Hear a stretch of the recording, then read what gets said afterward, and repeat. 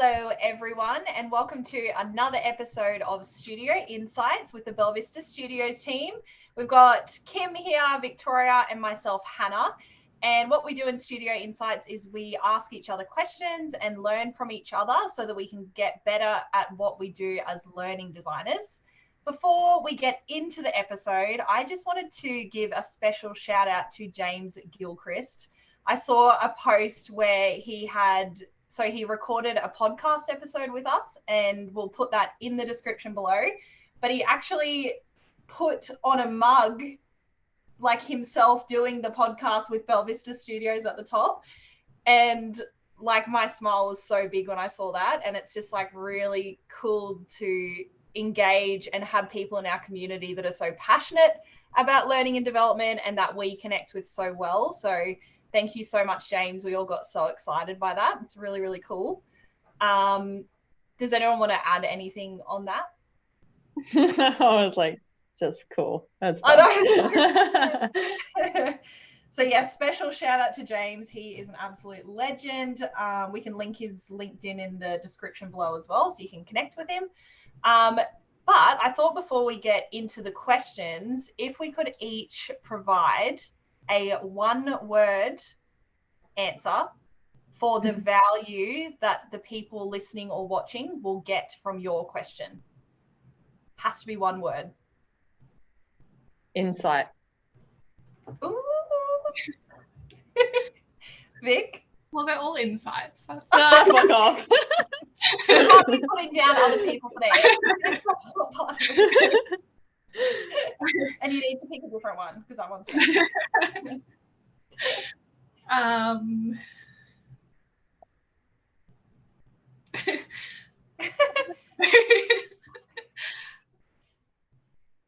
You can have two words if you want.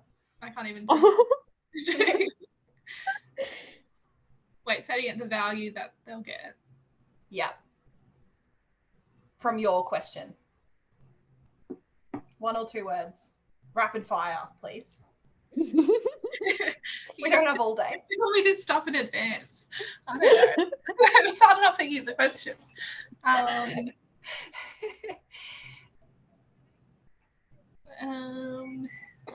It does depend on our answers, so like it's putting a lot of expectation on us. You guys might not add any value, any answer. Yeah, exactly. It's the value you expect to get from the question.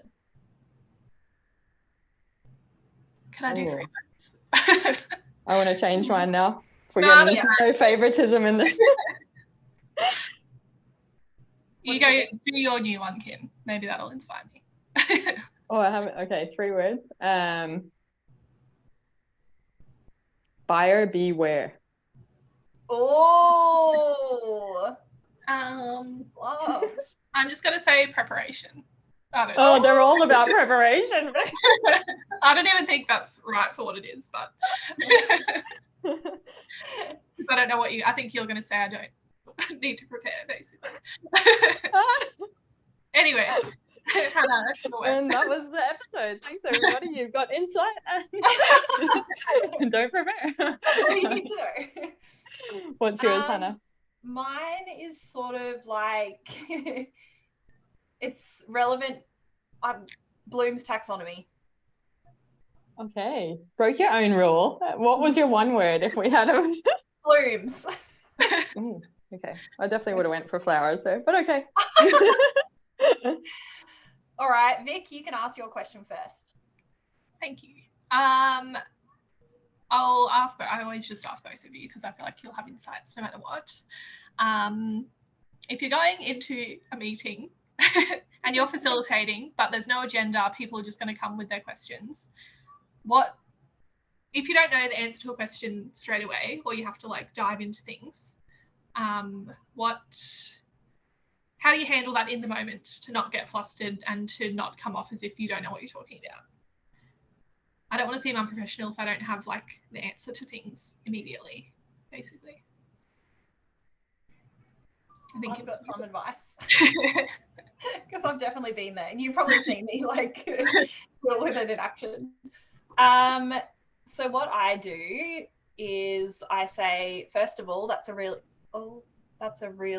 great question. I think we might have lost Kim.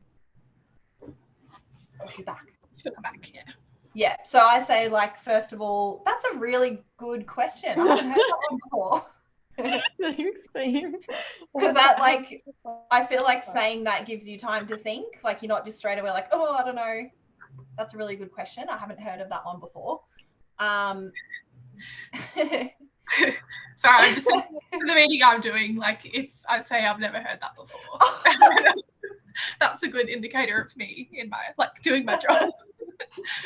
But anyway. Or you could say, that's a really good question. I don't have the exact answer to that, and I want to make sure that I give you the right information. So what I'm going to do is I'm going to talk to X after this meeting, find out what the answer is, and email it through to you, is what I would say, or something along the lines of that. Because we can't, like, we literally can't know everything. And I get very uncomfortable with that in meetings as well. But I think if you're helpful, authentic, and honest around, I'm not 100% sure on the answer, and like your intent behind not just telling them anything is, I want to make sure that you get the right answer. So what I'm going to do is, and then tell them what you're going to do, so they feel like it's closed off and you're following up on it. Yeah. If there's other people in the room that might know, like I do it, if it's like a training or a group thing, you can say, oh, what does everyone else think about that? Can everyone else share their perspective on that? I'm not sure if that's relevant to the meeting that you'll have, but there could be someone in the room that has a view on it as well. Tap into the knowledge around you, you know? Oh. Just refer to him for every question asked. Or you could like panic and just like end the meeting. Contact Kim, get her to come in with you. Just say your internet cut out and then get Kim to answer it. On that note, my internet did cut out. What was your question? So mine that was jokes. I guess it's preparing or in the moment support that I need for going into a meeting that I'm facilitating where there's no agenda. I don't know what questions are going to be like thrown at me, but I guess there's an expectation in the meeting that I will have the answers. You will have the answers because they can only ask questions around what you have the answer to, or that you can find out the answer to. So that's the number one thing. Otherwise, you wouldn't be hosting the meeting. If you haven't got any, don't give me that attitude. The second thing I would say is like follow up, send an email and say, hey guys, can't see any questions coming through. Is this still necessary? And then when you get into the meeting, I would say, how can I help?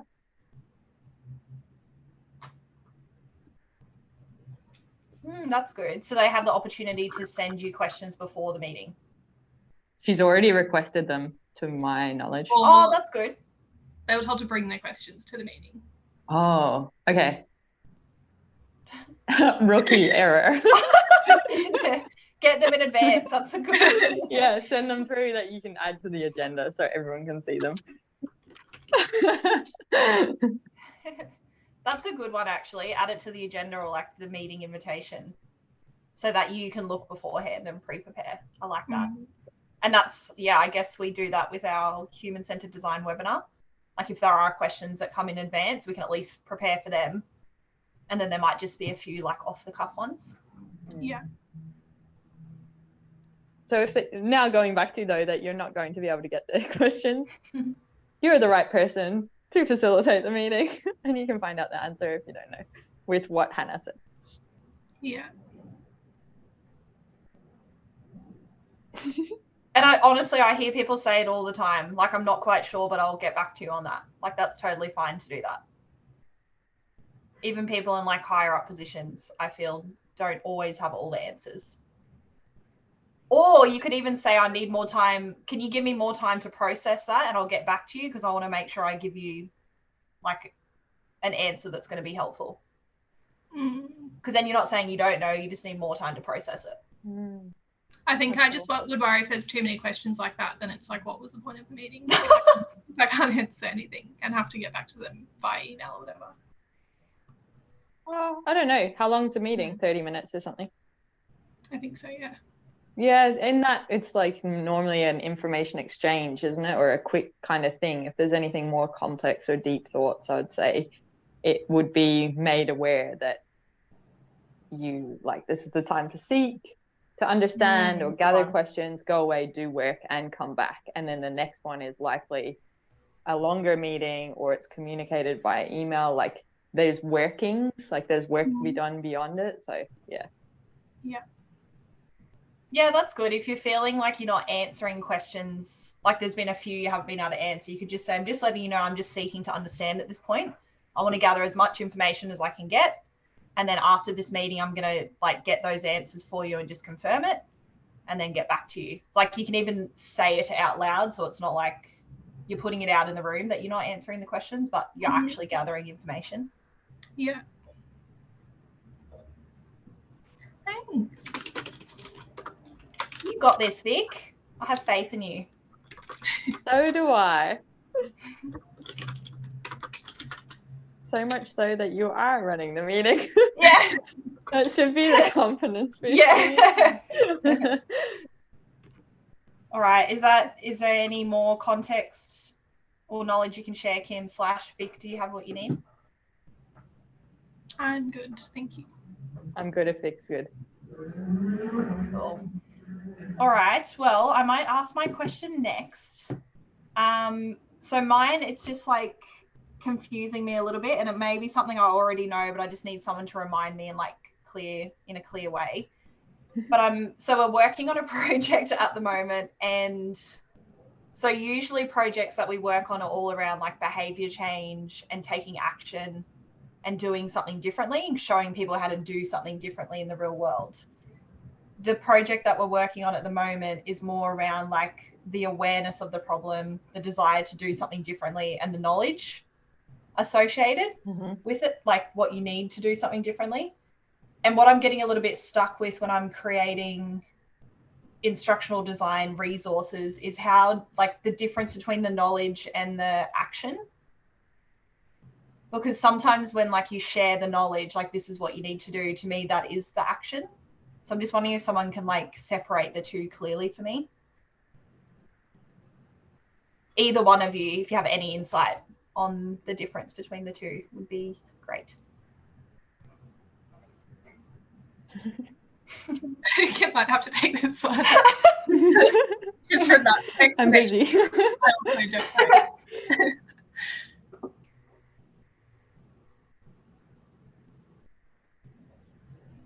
Action is the action they actually take, isn't it? So it's like knowledge, like go to this website and you'll find the chatbot that you can ask for support. And then it's like the action is them actually doing it. Hold on, let me just check something. Because what Hannah is referring to, and I'm just going to ask Google because I don't need to be the expert, I just need to be curious and find the answers, is the ADKAR model for change. So awareness, knowledge, awareness, desire, and knowledge, and then action is the next thing. You're asking the difference between knowledge and action. Love, I didn't think of ADKAR. That's a good point.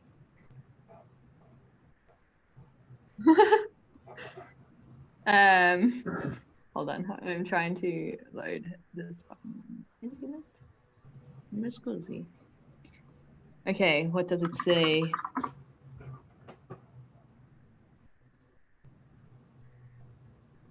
Let me read it and then I'll.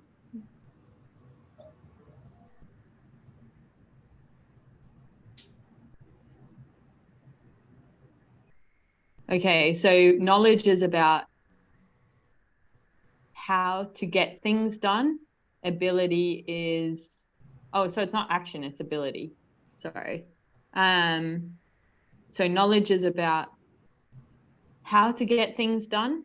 Ability is that you can do it in practice. So do you have the skills? Do you have the resources? What are the interventions? that they can use or tap into to take action on the knowledge you've provided.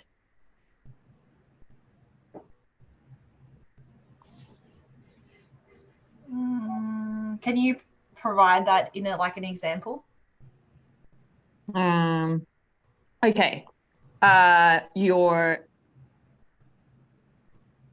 You want to, hold on, let me just pull up that diagram again for myself. Okay, I want to top up my mobile phone, my prepaid mobile phone. And I know through the app it says tap on this button to put your credit card in and pay for the thing. Do I have the ability to do that? No, because I have no internet connection. So therefore, how can I make my payment for my prepaid, like internet and phone? I can't. I now don't have the ability. What do I have the ability to do? Nothing, because I've got no prepaid credit left. So my ability now, and that's where the knowledge part has to come in, is if you don't have access to the internet or you don't have access to phone, like credit, you'll need to enter one of our stores and go and physically in person buy the credit using money or a credit card. So I have the knowledge that my options are pay for something online through the app or the website or go in store. And what's my ability? Well, because I have no internet right now and I have no phone credit, those two options are out of my ability. The only thing that is within my ability is to physically go into a store and make payment to get credit and internet back running again.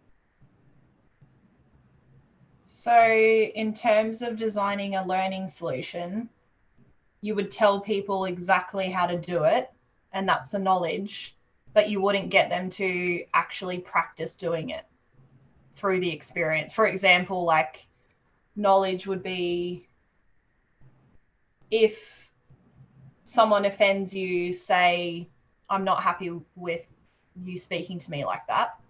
That's the knowledge. Yeah. And then the ability would be them, for example, doing role plays with other people, going out and practicing it. No, it's just asking the question, do they have the ability to do that? I think, remember, it's not action, it's ability. So we're not getting them to, so in your example, it's like,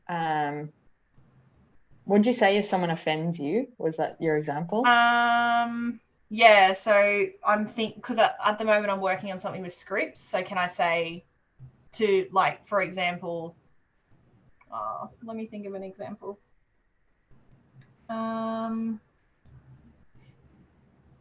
Like if someone leaves a work iPad in a car with the door unlocked in public, you don't want that to happen. So you could say to them, hey, do you mind locking the door so like someone doesn't steal your iPad? Is that knowledge? Yeah, knowledge. And then what would ability be for that example? Confidence to do it. Be able to actually, like in this example, talk to that person in the moment and say, hey, don't do that.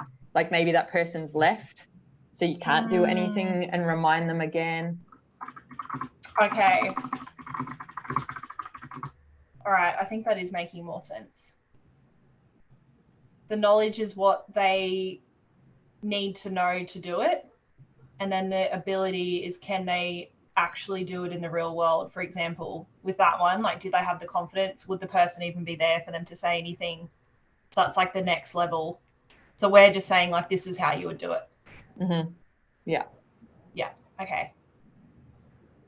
All right, cool. Thank you. That was useful. That's right. So the question, I guess, for that A bit is, or anything that you're creating in your life, is this knowledge or is this ability? Then you have to ask yourself, like, if you're not sure, you're like, oh, am I creeping into the ability part now? You just go, does the person have the does the person need capability to do this? And if the answer is yes, you've gone too far.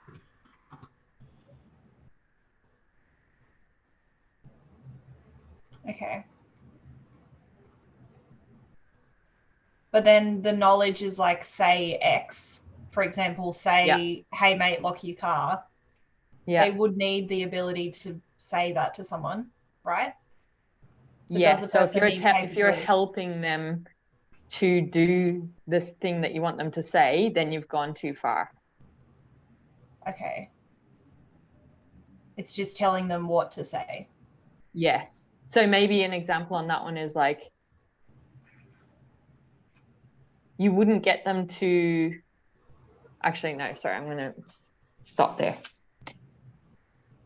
No, can you keep going? I think that extra layer of information would be useful. No, I think it will confuse you. Call back your understanding of the knowledge and ability now. Go back to where you were, where you're like, that makes sense. Yeah, so knowledge is telling them how they would do it, but ability would be taking it next level where you're like actually stepping into their shoes and thinking like, what else would they need to physically do it in the real world? And that's too much. Vic, what do you have an interpretation to explain it a different way? No, I was confused still about the difference. It is, I am still a little bit confused, but I'm thinking if I just stick to the how and don't consider like real world elements, it's just like very simple. But yeah, it is still a bit like I would definitely encourage you to just go Google the images of the ADKAR model, because heaps of them are saying what we're saying in different places. So another one says knowledge is about sharing knowledge on the change, and then ability is helping employees acquire the skills and behaviors. Okay. Ability is to implement the change. The knowledge is the how to change. Okay. Yeah, I think I need to look at the models because that to me is very unclear, the difference between the two when you're writing learning content.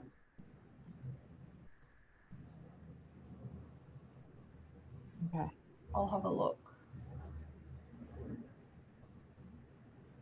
Because getting people to actually change is what we're sort of promoting through providing them with the knowledge of how to do it. Like if we're saying this is how you do it, it's likely they're going to do it. Do you know what I mean? Like that seems like the intent. We're not giving them stabilizers or support to be able to do it. It's just like, here's how you do it, and good for you if you do it. Okay. Like our part of the project at this point stops. We're not actually helping them to do anything different. Yeah. Okay. So do we think like scripts on what they could say is too much then? Because I'm working on something at the moment where it's like, say this. Relevant to your question or relevant to the project? Relevant to the project. Yeah, you need to do it for the project. Okay. All right, cool. I'll have a look at the models post this and get a clearer understanding, but I think I've got enough of an understanding to at least get started. I think looking at reading more of the Google pictures, I think I'd get it a bit more. Go for it. Yeah. Yeah, can you? Well, I think anyway. Knowledge is like the process I need to follow. So it could be like, you need to do this, this, and this. You need to say this and this. But then to do the ability thing as well, we'd also try and like, what's the word? Address any like challenges or anything that would stop them from following the process. Yeah, that's a good one. We're sort of just cutting it off at the process to be like, this is what you do. Yeah. The ability as well would be like, oh, you might struggle with this, or if this extra thing happens, like you do this, like it's. Yeah. I don't know if that makes sense, but. No, that aligns with what I said earlier, Vic, but I probably said it in a different way, where I was like, the knowledge is how to do it, and then the ability is thinking like in the real world, what would we need to do to make sure it happens? Like when you said any challenges that would stop them, that's what I meant by that. So that aligns with that understanding I had earlier on. So I guess maybe in some processes there would be like scripts that they have to say or things that they have to do. But maybe the scripts in this, it's just one part of the ability that we're putting into the knowledge thing, but we're not really like don't like go as deep on it or go as deep into all the other things that could they might struggle with confidence or whatever it is. Yeah. Okay. Yeah. Cool. That makes sense to me then. Does that aligns with what you were saying, Kim? Yeah, what Vic's just given the example of. Yeah. Yeah. All right. Cool. Thank you. Very useful. Kim, you can ask your question now. Okay. I want you to think of things that you've bought recently. Bought. Yeah. Mm-hmm. It's like, okay. The first question for both of you is, did you need it or did you want it? Let me look, because I actually bought like a bunch of shit last week. Oh, did you? Well, it was at Black Friday, so everything was on sale. I have like 3 deliveries waiting downstairs for me. You're like, get me off this podcast so I can get them. Mine will mostly want, but some need. Okay. Cool. Hannah, need or want?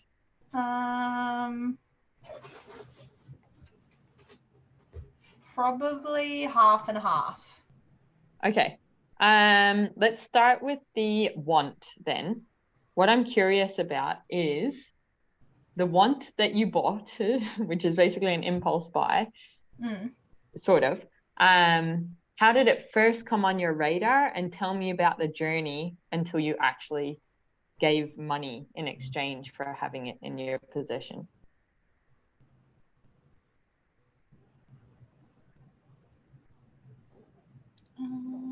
I think for me, mine had been a want for a while. Like these situations kept coming up where I was like, oh, I wish I had that right now. I wish I had that. So it was sort of like on the back burner, but not so much so that I was like, I'm going to go out and buy that today. It was just like little moments of, I would appreciate that right now. And then for me, honestly, it was like the thing that like pushed me over the edge was that it was on sale. Yeah. Like I got the email saying like, it's Amazon Prime Day, like everything's on sale.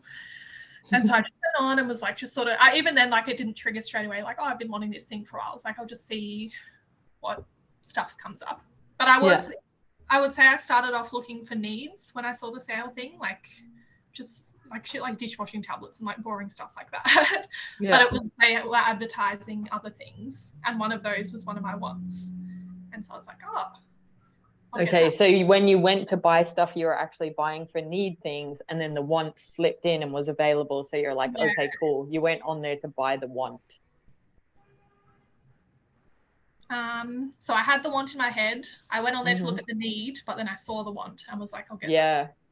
Okay. If you, at this point, if you weren't on there to get the needs, you still wouldn't have bought it yet, potentially? No, I don't think so.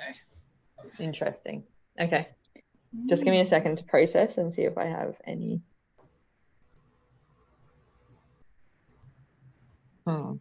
Interesting.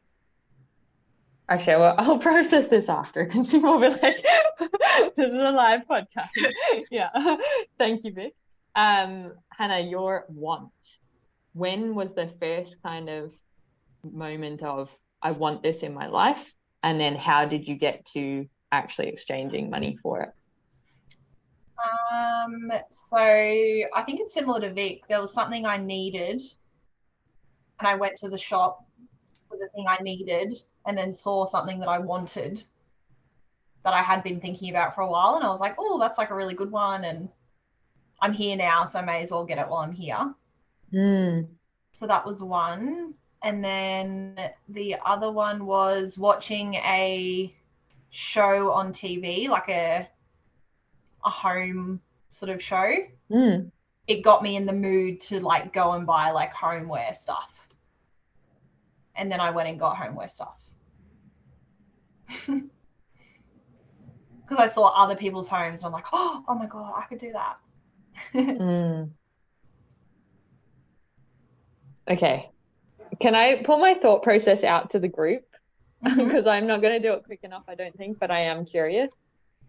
Because I'm wondering how we get people to want the things, because they don't need training in their eyes necessarily. So I'm trying to make the link between like, oh, I'm here for this need, which like whatever that might be in their workplace, and then go, well, the want is here anyway, which is our training, for example. How can we link that? Any thoughts coming to mind? Open discussion. What else? Like, do you know any examples of what they would need from us?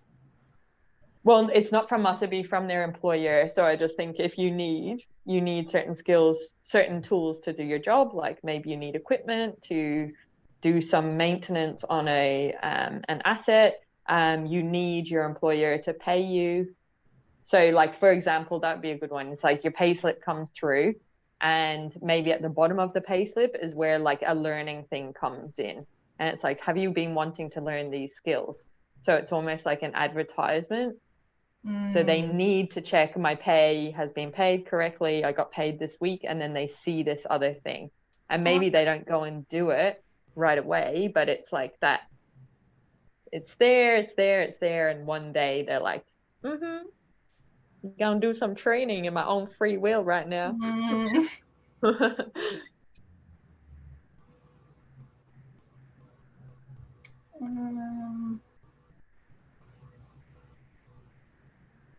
I'm wondering if there's anything else they would do where like they might need a qualification or something, and like advertising on that website. Like, you know how people say like, I need like a certificate, or I need like these, like the points or whatever to get a certain job or do something. Like I could see that as a need, and then seeing like the want, which is our learning opportunities on the side.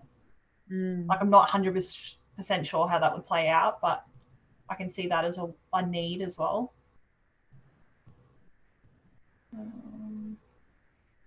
Actually, sorry, this is just, I can figure that stuff out afterwards, but it's just stemmed another question. Has there been a want that you have bought when no need came into, like you did, because both of you accessed the want through your need? Has there been a want that you've purchased at some point only because you wanted it, and then haven't used it? Think of that thing. Oh God. Why did you buy it then? Because I thought I would check if I had. Oh, interesting. Okay. I thought I would use it more. I thought it would make me happier, or whatever it was. The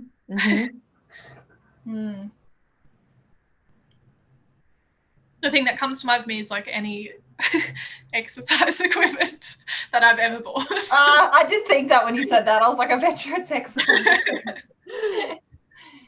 That's hilarious. I really think I want it. I think I'm going to use it. I think I'm going to get super fit, and then I'll use it twice and be like,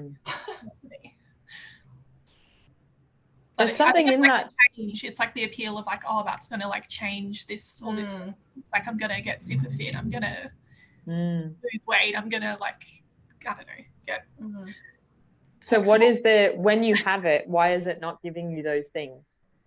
Or are you buying it for your future self? But it's like, for me, I would say it's a laziness. Like, it would do those things, but I'm not prepared to do it, like to actually do it once I have it. Yeah. So what's the missing link between, like, why buy it? Like, where you think I am going to use it? Like, what breaks down there? I break down. I think. Well, what specifically does that look like? Is there crying? Is there? I think it's just like, I don't know. Like the reason whatever the reason is that people don't achieve the things that they say they want to achieve. It could be any number of things. Motivation. Okay, tapping into. Okay, yeah. I should finish my thought for the listeners. Hold on one second, because I don't even know what it is. The problem I'm trying to solve is how do you get people to buy something that they don't even think that they need, and tapping into like products. I wanted to understand from products, like how that journey goes for people, which then it is about linking it to the motivation of humans and what they care about. So if it's meant to promise something, you get to that promise and you have everything in front of you, what is that gap and how do you close that gap? To be continued. But anyway, that's what I will process off this podcast. Thank you. Cool. I don't know if you have any other questions. If you want help buying stuff. A lot of value to share on that. Not to throw your money down the drain. I'm the person to talk to. I think quickly before we wrap up as well, like life circumstances can change. So sometimes when you buy the product, you might have lots of time or like motivation around it, but then other things can happen in your life that impacts your ability to use it. That's definitely played out for me before. So you're in a different mind frame and like version of yourself when you bought it to when you have it. Yes. Yeah, that's a good summary of what I was saying about the motivation, or a good example of the motivation. Absolutely. Priorities have changed. Yeah. Thank you. Cool. All right. Well, thank you everyone for. And there's nothing wrong with your life choices, by the way. No judgment. Thank you everyone for tuning into this episode. Please check out the Creator Hub. There are so many resources for learning designers just like you. We'll put that in the description of the episode as well. So check it out and we will see you for the next episode. What's up, awesome human? Thank you on behalf of myself and the Belvista Studios team for continuously choosing to learn with us. We really appreciate it. If the tips and the insights and the context resonate with you and you want to take your skills to the next level, or you want to make your life way easier, you will love our Creator Hub. The Creator Hub is a place for people like you and us. Basically, it's the stuff that we use internally at Belvista Studios and then we just share it publicly with you. The Creator Hub is created by instructional designers for instructional designers, and what you'll love there at the moment is we've got a quiz, Could I Be a Better Instructional Designer, that has so much tips in the feedback if you're interested in human-centered design or just taking your skills to the next level in terms of the solutions you're creating and the problems you want to solve. But in there as well, aren't we cute? That's us. But we've got the coaching courses, freebies, give us gratitude, and also we've got some templates. And basically they're always around the lens of learning experience design, instructional design, and e-learning. So a human-centered design focus is very much what we're about at Belvista Studios. So putting your learners at the heart of a solution and creating something for their needs. So there's the human-centered design stuff, and then we've also got the business stuff. So this is the stuff they don't teach you about when you want to become a freelancer or a consultant in the instructional design world. So go check it out. The link is in the description. You can check out everything that is available for you. Thank you for choosing to learn with us. Continuously invest in your skills. You will be rewarded as an instructional designer. Share this stuff, share it with other people, because when we are better instructional designers, we create better solutions that create better humans, that create a better world. So we have a very important role, and I'm excited to be on this journey with you. Have an awesome day.